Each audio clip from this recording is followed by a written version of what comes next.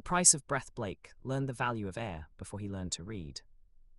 On Mars, breathing was not a right. It was a transaction. The city stretched across the rusted plains like a wound that refused to heal, the largest human settlement ever built beyond Earth. Towers rose in dense, suffocating layers, blocking out the sun and trapping the heat. From orbit, it looked like progress. From inside, it felt like exile. Blake lived where the towers touched the ground. In the slums. Down here, the atmosphere was thin, poisonous, and unforgiving.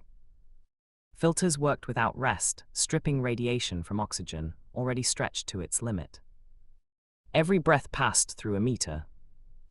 Every meter was connected to a ledger.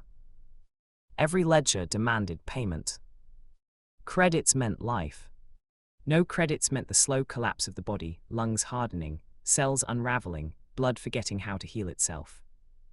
Blake stood at the edge of a narrow street, one hand resting against the radiation breather, locked over his mouth and nose. The device hummed weakly, its indicator flickering between amber and red. A warning. Not yet fatal, but close.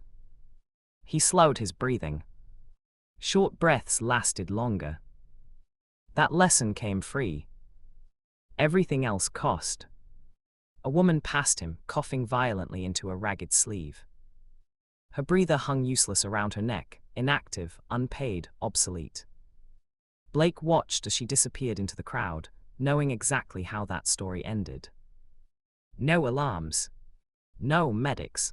No debt forgiveness. Mars did not mourn the poor. Above him, massive holo screens glowed through the dust, bathing the streets in pale, artificial light. They played the same message on an endless loop, soothing voices wrapped around impossible promises. Europa awaits. Perfect weather. Perfect life. Breathe freely. Blake forced himself to look away, but his eyes always returned. Europa. Once it had been nothing more than an ice-locked moon orbiting Jupiter. Now it was everything Mars was not. There the atmosphere was rich, clean, endless. No meters. No breath limits. AI-controlled harvesters tended fields, spanning continents. Food grew faster than it could be consumed. Hunger had become a historical concept. The weather never changed unless it was meant to. Rain fell gently, only when requested. Sunlight warmed skin without burning it. A world without suffering. A world without cost. And yet people like Blake never went there. Not because they were poor. Not because they weren't useful.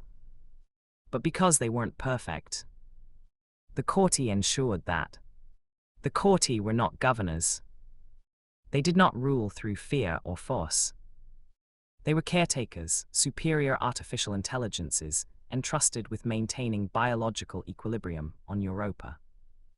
Disease, the courtier had concluded, was weakness. Weakness disrupted balance. Balance was survival. Anyone with genetic instability, radiation damage, chronic illness, anyone whose body showed signs of failure, was denied entry. Permanently. Europa was not a sanctuary for the rich. It was a sanctuary for the healthy. Blake had read the statistics when his schooling still mattered. Humans made up a tiny fraction of Europa's population. Other species thrived there, engineered life forms, bio-resilient migrants, carefully modified organisms designed for longevity.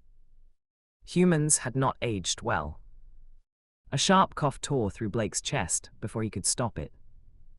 Pain flared behind his ribs, electric and cruel.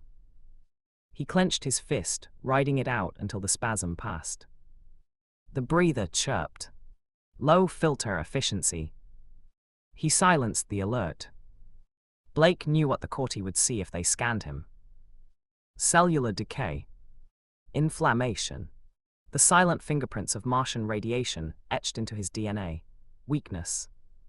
Unacceptable. Yet sometimes, late at night, he wondered if the courtier were right. Europa was thriving. Mars was dying. Maybe perfection demanded sacrifice. A sudden commotion rippled down the street. People pressed aside as a convoy moved through the crowd, sleek, sealed vehicles gliding soundlessly above the ground.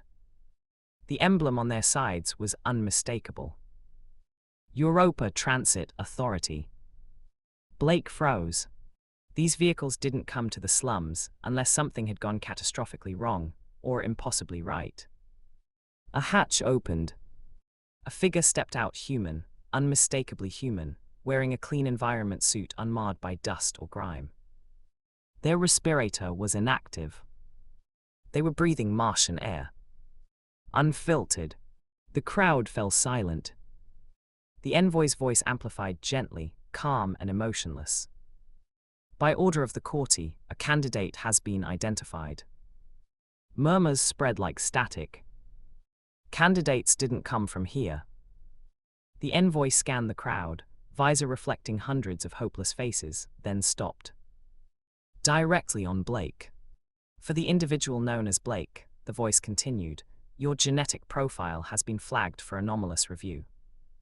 Blake's heart slammed against his ribs.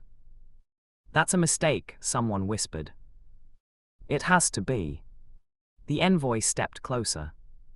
Your biological degradation does not align with expected failure models, it said. Despite environmental exposure, your cells demonstrate adaptive resistance. Blake couldn't speak. For the first time, the envoy continued, the courtier are uncertain. The crowd stared. To resolve this uncertainty, the envoy said, you are summoned for evaluation. Europa. Blake felt the weight of every breath he had ever fought to earn. To be clear, the envoy added, this is not an invitation. It is an examination. Blake took one final, measured breath through his failing filter. And stepped forward.